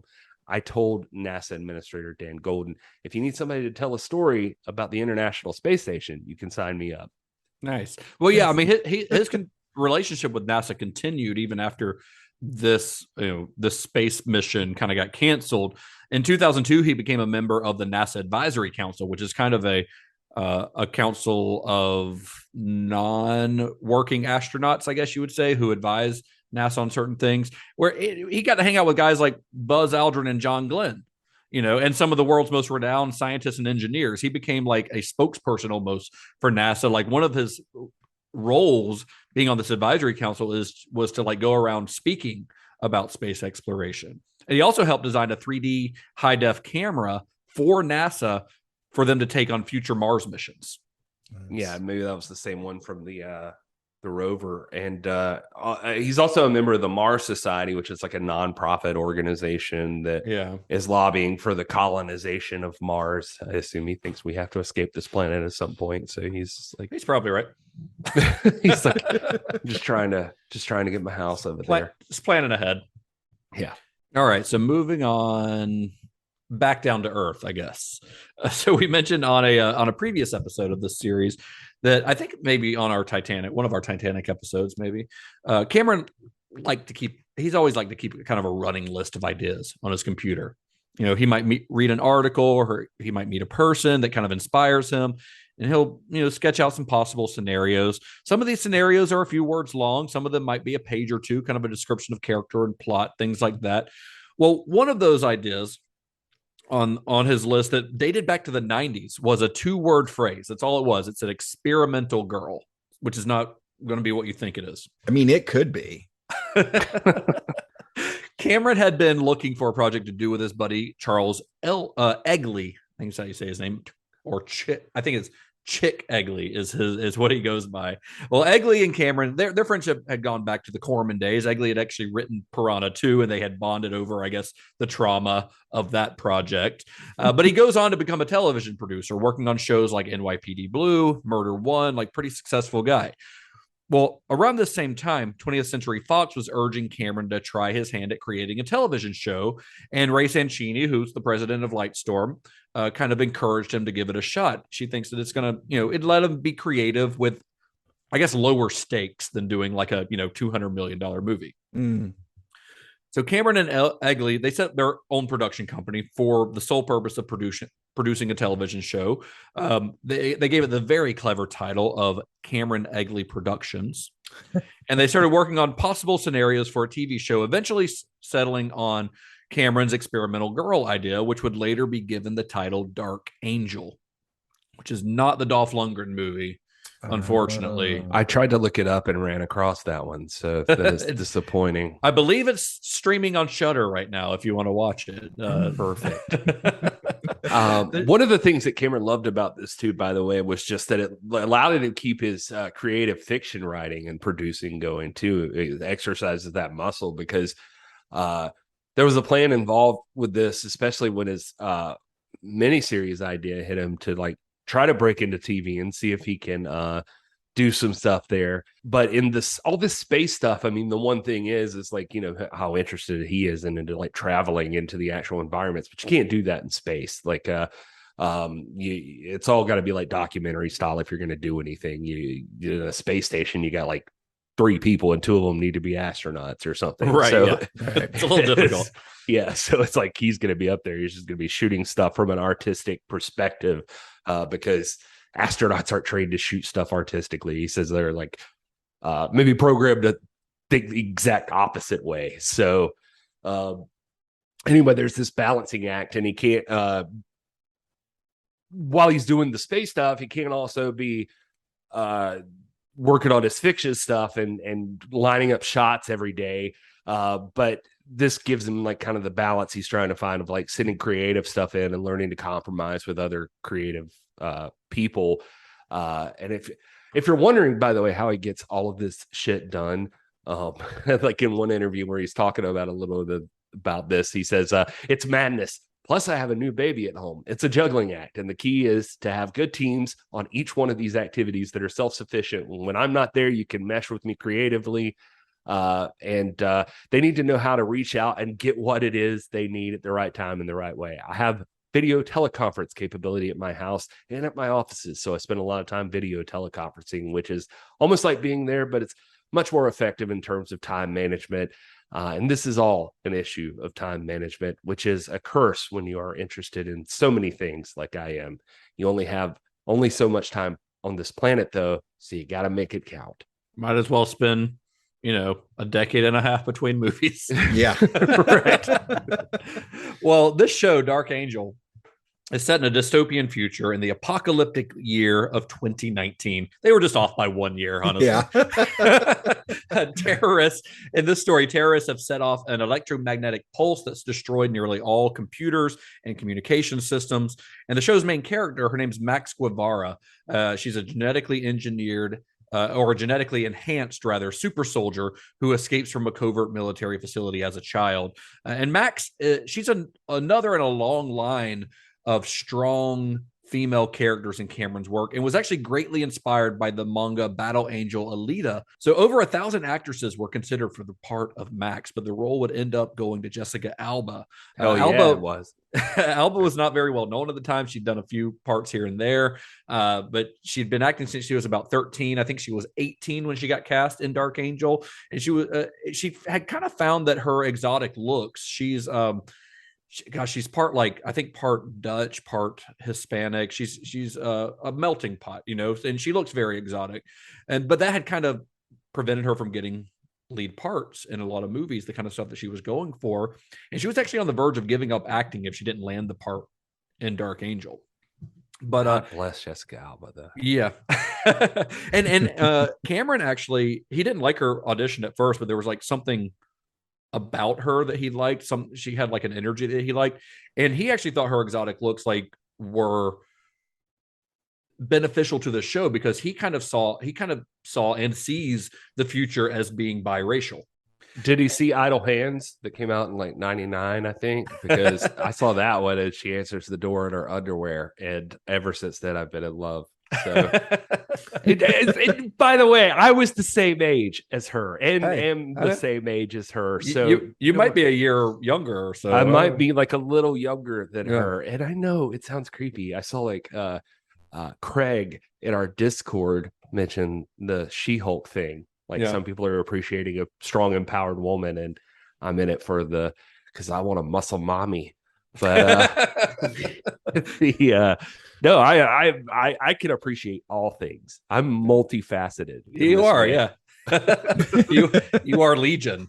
The 2-hour pilot for Dark Angel, which was written by Cameron and Egley, but directed by TV veteran David Nutter. David Nutter is one of the most prolific TV directors out there. He's done tons of episodes of like Game of Thrones, but I like to think of him as something I'm sure that he is happy to be known for, which is the director of Trancers 4 and 5. I was just Todd. I mean, I can't do all of these, so if you want to jump in on the David Nutter, Okay, thank you. I'm something of a nutter myself.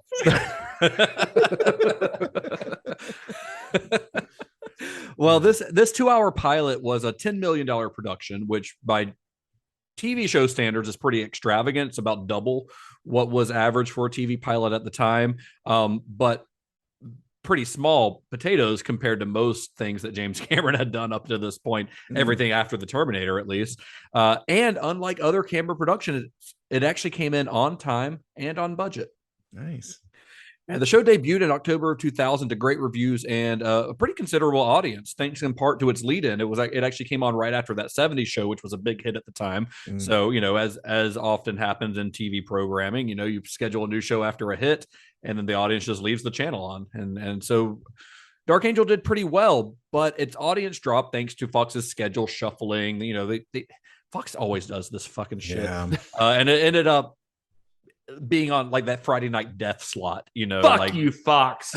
Justin hates you. Yeah, I blame what's his name? What's the guy's name that owns Fox? Oh, like Rupert Murdoch. Rupert Murdoch. Yeah, fuck that guy. I mean, seriously though, fuck that guy. But So they brought you Dark Angel. He brought us Dark Angel and technically Titanic. And X-Men 1 and 2, which maybe the MCU doesn't exist without them. So, yeah, okay. Well, anyway, timeline's let's not give Rupert Murdoch too much credit here.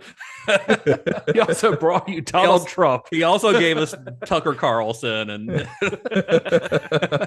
well, so Dark Angel ends up getting canceled after its second season because Fox fucked it up, and then it was actually replaced by Firefly, Joss Whedon's Firefly, which they canceled after one season. So. Yeah. So Cameron says, so that was my 10-minute adventure in a network TV land, which was despicable. So no more TV shows for James Cameron. He's done with it. He said what happened was like they got finished with the second season. He said they called us on Saturday and told us we were on the schedule. We'd been picked up.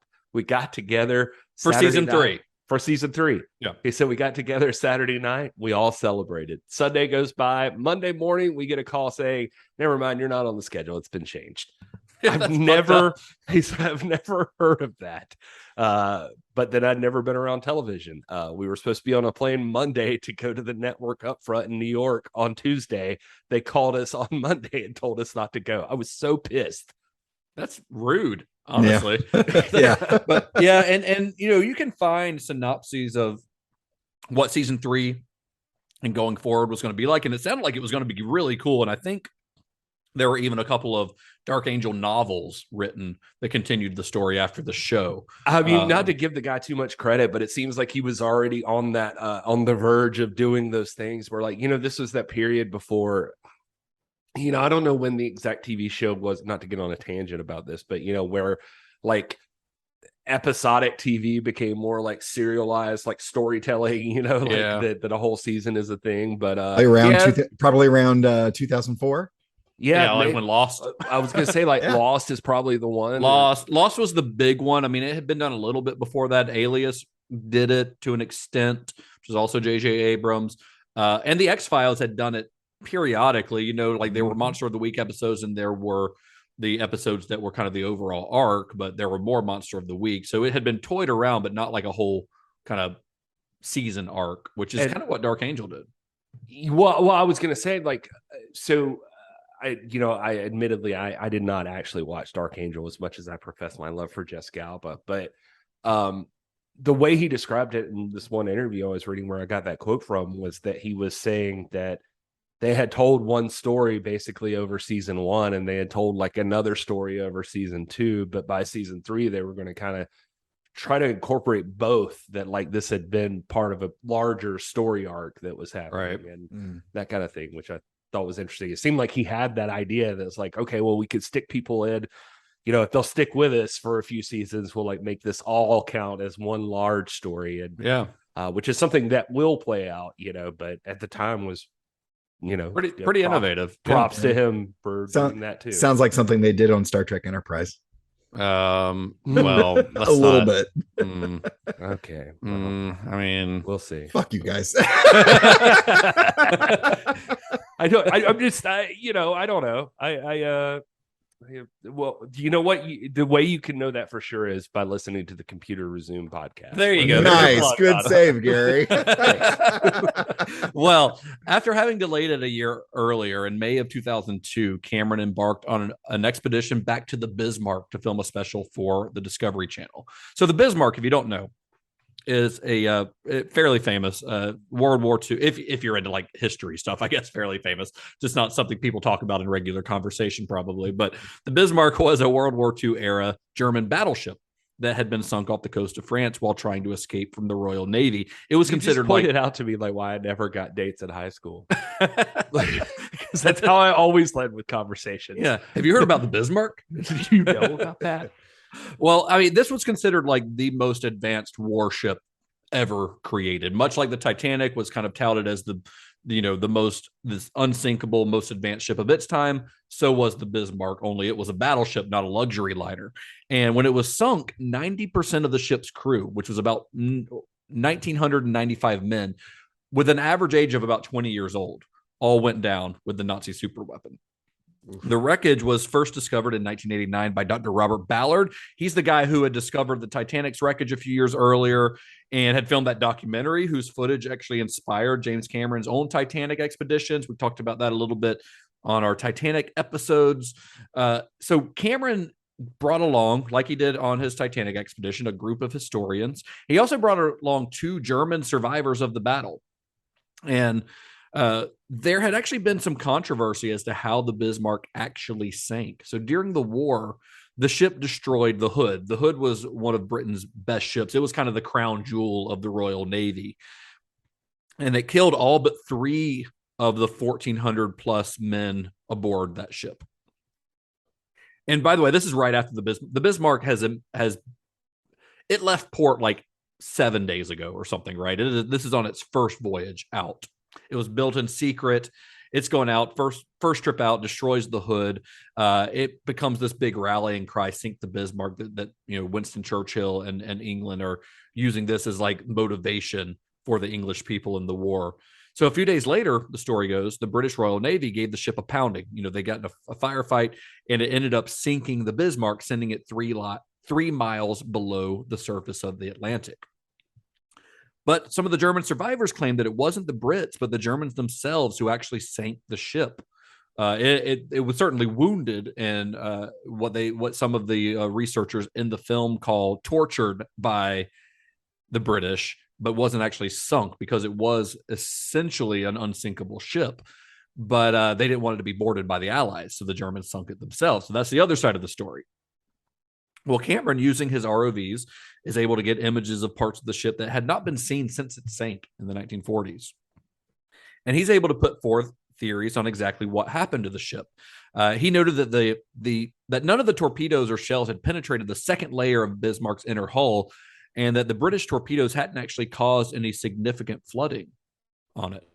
According to his findings, the wounded ship would have sunk even without being deliberately scuttled, but it would have taken much, much longer, enough time for many of its sailors to be rescued. That theory was pretty controversial with British historians who were, on the proud side, let's say. But scientists who specialize in maritime forensics agreed with his findings on it. Well, did either of you have a chance to watch this documentary? No. Expedition Bismarck. It's I did. It's on YouTube, so it's pretty easy to find. Pretty cool. It's pretty cool. I mean, it definitely feels like a made for the Discovery Channel documentary in some ways. Some of the CGI is a little, Discovery Channel-esque, but very, very interesting. And the way that he treats the German survivors in it is really cool because, it's really easy to look at these guys and go, oh, yeah, you were Nazis, but they were 18 years old when they were on the board of the ship. They were 10 years old when Hitler came into power. So they grew up being taught propaganda. They were kids. That's a forgiving way of looking at things that a lot of society doesn't agree with sometimes. Yeah. I mean, these guys were not out there. They weren't manning the fucking, ovens and things in the gas chambers and stuff. These guys were doing a job aboard a ship, and they were on the wrong side, and they will 100% fully admit it. They do so in the documentary. But they were like, we were kids and we didn't know. We didn't know what we were doing. We know that we were on the wrong side of history. But at the time, we were just dumb kids who were taught the wrong thing growing up. So it's kind of neat. I was actually going into it. I was like, I went into watching it knowing that he had some German survivors in it. I was like, oh, those are Nazis, right? Like we're just gonna hang out with them for a couple of hours. But it's treated very well, I think, the way that he does it. Shad gave it 2 stars on Letterboxd and said, well, it's definitely a Discovery Channel documentary from 2002. Enjoyed the montage of Hitler rallies set to generic heavy guitar riffs to convey the guitar riffs are weird. He says it helps convey the idea that Hitler had 1930s Germany under his sway like a rock star, and made us feel a little less icky about James Cameron spending so much time with 80-year-old Nazis who served on the Bismarck. Pretty messed up that this is the last time Cameron worked with Lance Henriksen, who only narrates and doesn't get to join the expedition like Bill Paxton did in Ghost of the Abyss. For the love of God, Jim, put the man in Avatar. I mean, honestly, after watching it, I think Lance Henriksen should be the go-to narrator for everything. Sorry, Morgan Freeman, but I think Lance Henriksen deserves that gig. It's really great. It's really good. I actually did have I did have a second review here for B, who gave it 2 stars, who says, I spent 49 cents to rent this and complete my James Cameron filmography. I got my money's worth. But the important thing with James Cameron, I think, here is too, like he one around this time too. Again, another quote from James Cameron. He says that the wrecks are interesting in and of themselves as objects, as pieces of engineering, but ultimately they're a doorway into another time. I think of the submersible when we're doing this wreck diving as a time machine. Above all, he says, I think of the science of it. He said, I just want to be a cheerleader for legitimate scientific exploration. I think that's a necessity as a filmmaker to get the message out, whether it's exploration, conservation, respect for organisms and ecosystems. I'm driven by curiosity. I want to know how everything works from the Big Bang and onwards. There are still huge areas of curiosity to fill. When you've got a great story, whether it's a feature or a documentary, you got to pursue it.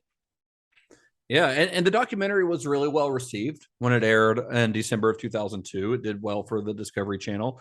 And Cameron followed it up with a couple of other controversial documentaries that he produced. He didn't direct these, but he produced them. The first one of those was called The Exodus Decoded, which was produced for the History Channel. The Exodus Decoded speculates that the plagues of Egypt, as described in the Bible, could be explained naturalistically as opposed to being acts of God.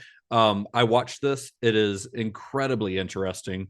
Some of it comes across as a little conspiracy theorist, but it is basically they explain a lot of the what are described as the plagues of Exodus as being caused by earthquakes in a massive volcano eruption. And they make a pretty good, compelling, scientifically backed case for it. It's really interesting, I think. That was directed by a guy named Simcha Jacobovich, who is this Jewish Canadian investigative journalist. He's a really interesting dude. And the next documentary that Cameron produced was another one of Simcha Jacobovich's documentaries, and it's called The Lost Tomb of Jesus. That one claimed that Jesus's tomb may have been found in Jerusalem in 1980 during an apartment construction project. And the documentary challenges the idea of the resurrection as an actual physical act, and suggests that Jesus and Mary Magdalene were buried together as husband and wife, and that they had a son. As you can imagine, that both of these documentaries were met with considerable controversy from the church, because Christians, you may not know, but Christians are not super chill about this kind of stuff. But they're both worth checking out. They're both incredibly interesting. I watched them both on Tubi for free. So if you're interested, I mean, they definitely feel like History Channel documentaries, you know what I mean? But the subject matter is really fascinating to me, I think. And this Simcha Jacobovich guy is an interesting guy. And Cameron ends up doing a documentary with him way on down the line, like after Avatar, about looking for the lost city of Atlantis, which I have not watched yet. I plan to, but I haven't checked that one out yet because it wasn't relevant to like this timeline. But I do want to check it out because I like what they've done together. I think it's really neat. Well, for the record, Justin and I differ somewhat sometimes on things, going all the way back to our Passion of the Christ episode. But I will say that not all Christians are super strict on this. And so I can accept that, like, sometimes there's some like scientific event that happened, and maybe that's how you explain something. But the thing with an interview with Cameron about Simcha on Exodus Decoded is this is really interesting to me, because I feel like it kind of butts heads with literally like the stuff we just talked about, because he says Simcha is brilliant at finding new evidence and making cognitive leaps that so-called experts aren't allowed to. Connecting the dots, seeing a pattern in disparate pieces of information, evidence, and lateral thinking are all the more the province of the filmmaker.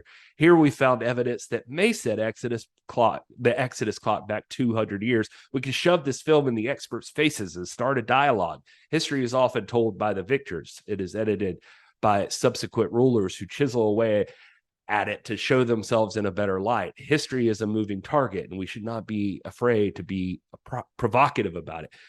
On one hand, I get what he's saying there. Like, yeah, you got to be able to interpret this differently. But it's also funny because he's like, he's got some stuff that may or may not be true, but it could be true. So we should really like promote this. I mean, but he does make a compelling case for it, and there is science behind it, but none of this stuff is provable. Well, I mean, the thing is don't get me wrong. I'm saying you're talking about all the plagues of Egypt. I mean, I'm like, well, it would be cooler to have like a scientific explanation of this, right? Than it just randomly happening by that God actually turned the water into actual blood. Exactly.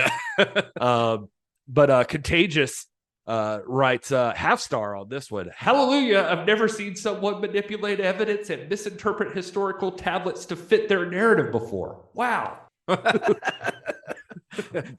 and on the Exodus Decoded, I should say that Cameron does appear in it in addition to producing it. He's like kind of a secondary narrator, because Simcha is really kind of the primary narrator, but Cameron pops up now and then to say like, this is where we're at in the timeline, and so he is actually on screen in it. Yeah, and some of this stuff in the Lost Tomb of Jesus is actually like, it's interesting because if you look at the Quran, there's stuff in there that could line up there, because not to pretend to be an expert on Islam, but Jesus is a messenger in there, but the story for Jesus there was that he wasn't even actually the guy who's killed, apparently. Like, it's like it was another person killed in the place of Jesus, and Jesus was sent off on his own, like Da Vinci Code style or something. Yeah, I mean, a lot of what's in the Lost Tomb of Jesus, the whole Mary Magdalene thing, that's all very Da Vinci Cody, Yeah, and but yeah, and in some stories there, I think the theory was like even like Judas is the guy, like somehow his face was changed to look more like Jesus, and then they crucified him instead. A little bit of ancient plastic surgery, huh? Yeah, there you go. I don't know. It's all very interesting to me. I mean, like you guys, I grew up in a very religious family, and this was all, a lot of these things in the Bible were taught as if they were historical fact, which when you look back on it as a 40-year-old, you're like, oh, wait, what? Like, adults were teaching me that this was like a thing that actually happened. This isn't a metaphor. This is like an actual historical event. And so we know now that a lot of this stuff was rewritten. There were multiple versions of the Bible throughout the years where things were edited in and out. There were entire books of the Bible that were done away with because they didn't fit what the church wanted their narrative to be. So it's all up in the air. But these documentaries make a compelling case, and I don't know if it's true or not. Like I said, it's really not provable, but it's interesting. Yeah, I grew up in the church a little bit different than the evangelical church, but I definitely had that same thing where it's like all this is like strictly fact, and it's just interesting to me to always see like, well, where could this have come from, and how much is dead on, and how much like is not. What physical event, like actual event, happened that got interpreted as a supernatural event. Right, right. And that's basically, especially the Exodus one, that's really what that's about. Like, how can we explain locusts and the blood turning red and all this other stuff? And he does a pretty good job of presenting you with possibilities. I will say. Dynamo on the Lost Tomb of Jesus gave it 2 stars and said, another fantastic production from James Cameron and the scholar filmmaker with the aggressive hat. It is an aggressive hat. That is true. So at this point in his career, Cameron considered himself kind of more of an explorer than a filmmaker. He was constantly in pursuit of projects where he was going to learn something, where his curiosity is going to be satisfied. That's what he's looking for. Between 2001 and 2004, he spent 7 months at sea and went on 41 deep submersible dives. So this exploration and the satisfaction he was getting from them, this began to change his way of thinking. Previously, he'd said, and this is a quote from him, everything had to be about the film. Do whatever, sacrifice whatever, move to England, give up your salary, whatever it takes to make the film, put on the show. But these expeditions, when he was going on these, he started to kind of feel like the film itself wasn't as important as the moments that he was living, which I think is something that probably comes with age and perspective, especially maybe having a family and stuff probably had something to do with that. Oh, for sure. But his notion of leadership began to change as well. On these expeditions, he was literally responsible for people's lives. Like he was responsible for people's safety on Titanic, but like he was the guy, like if he made a wrong decision, people could die on these expeditions. Yeah. And he also saw that his previous management style could probably use a little bit of finessing. And he would later say, you learn to deal with people from a place of respect. Before you open your mouth, if there's an assumption that you respect that person, you're going to deal with them differently, which I think is a fantastic way to approach just about any conversation. Mm-hmm. Oh, well, yeah, it's a good idea. And it even goes to like the stuff with that we're going to, run across the next episode mostly, but he even talks about like some of his comments on like CGI and like everything being able to be done with computers. He straight up says like some of these things, like even up to today, like you can't replace actors. You have to respect the ability of actors, and you can change how they look. Like he's like, we can eventually get to the point that he's like, they're going to have to learn to be different things than humans sometimes. I think this was literally right before Avatar. He was saying, like they're going to have to learn how to be something else, but it's still going to take real actors underneath whatever we can do to them. Right. Well, after his expedition to the Bismarck, Cameron went so far as to purchase his own submarines. That's how committed to exploration he is. Nice. In 2003, he filmed yet another underwater documentary. This one's called Aliens of the Deep. In that documentary, Cameron teamed up with NASA and the Jet Propulsion Laboratory to investigate the ocean's hypothermal vents, which is a unique part of the ocean where organisms don't require sunlight to live, instead deriving their energy from the heat coming from those vents. And in this documentary, Cameron's accompanied by astrobiologists and posits a theory that the vents provide an idea of what life on other planets could look like. And like Ghost of the Abyss had been, it was shot and released in the IMAX 3D format. Did you guys have a chance to watch this one?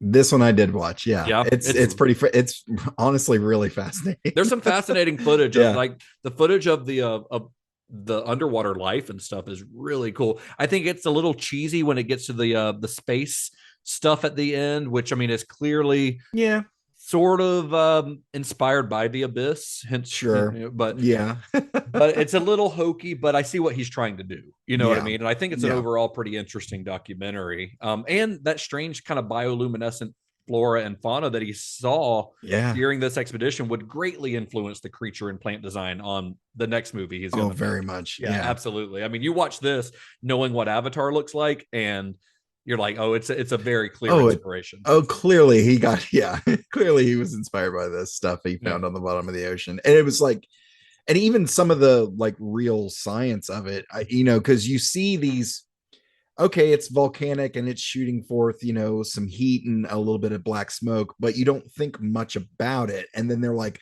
no, we have to be careful about how close we get to this. It'll melt the sub. Like, oh, oh, okay. All right. Okay. I believe you, engineer from NASA. It's so nobody felt like a consumer who gave it 1 star and said, like many others, I expected to have a front row seat for a 90-minute tour of the deep. Instead, I got patronizing, self-centered tours of the team who did the dive with maybe 10 to 15 minutes of actual life added just to keep us hoping for something. Add to that the assumptions about life on other planets and science fiction at the end. I have to say this was a waste of time and money. Has that person never watched a documentary before? It's disappointing for some people. I mean, there was another person on there that said, I thought this DVD was going to show awesome creatures deep within the ocean. All they show is like 3 creatures and everything else is people talking about the experience. Yeah, I mean, but those 3 creatures look really cool. Yeah. It is cool, and it's another one that I would have liked to have seen, in IMAX. I think that would have been really cool. Yeah, I think so too. That would have been cool.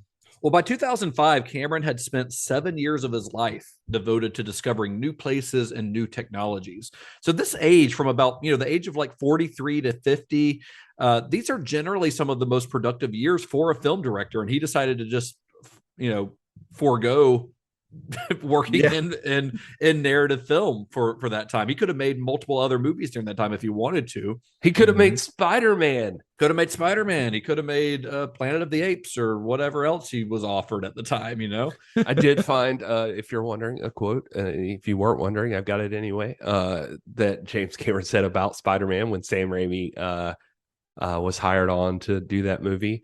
He said, quote, "Good God, Sam Raimi is a cool director. When I heard he was doing it, I thought, perfect choice. I think they used my script as a jumping off point, and I wasn't involved in the process. Every film has its own life. Sam actually hewed it closer back to the comic, which was probably wise for the fans. Mine was going to be way more satiric." Huh. I really want to read his whole script for Spider-Man. I'd be interested in that'd be cool. That. Yeah. So after all this period of exploration, he was now ready to use all of what he'd learned about life and technology and science back to Hollywood, where he would embark on the filming of his most ambitious and groundbreaking film yet.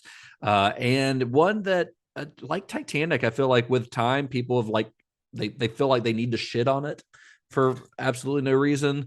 So we'll see how we feel. Actually, I already know how I feel about it. I've already watched it, but I haven't watched the other 2 versions of it yet, though. And that film, the subject of our next episode, is, of course, the final episode of our James Cameron series from 2009. We're going to be talking about Avatar. And don't worry, because after Avatar, he's going to be putting out like 2 at a time. So it's going to be, we'll get to a whole nother James Cameron series. We'll get a whole nother series down the line, and it's only going to be Avatar movies. Oh, that's it. Well, that's it for this show, guys. Thank you for indulging us in this kind of different episode than what we normally do. But like we said earlier in the episode, I think that this is all stuff that's really relevant to his growth as a filmmaker, and I think is relevant to what he's going to do on Avatar. So this sort of is, while none of this is directly connected to Avatar, it feeds into his creative process on that film, I think. So I think it was important to talk about, and it is part of his story, and that's kind of what we're telling here. So we appreciate y'all listening to this and kind of indulging us in this. Yeah. Well, anyway, fellas, where can you be found on the internet? I don't like to self-promote. I am this is Gary Horne on all the social medias. I also do stuff with the NWA at NWA. The wrestling podcast is at TIPW Show. I also do a podcast called Cinema Shock at cinema_shock. Thanks, Gary. If Star Trek is your thing, check out Computer Resume Podcast, where we are covering the entire franchise in chronological order.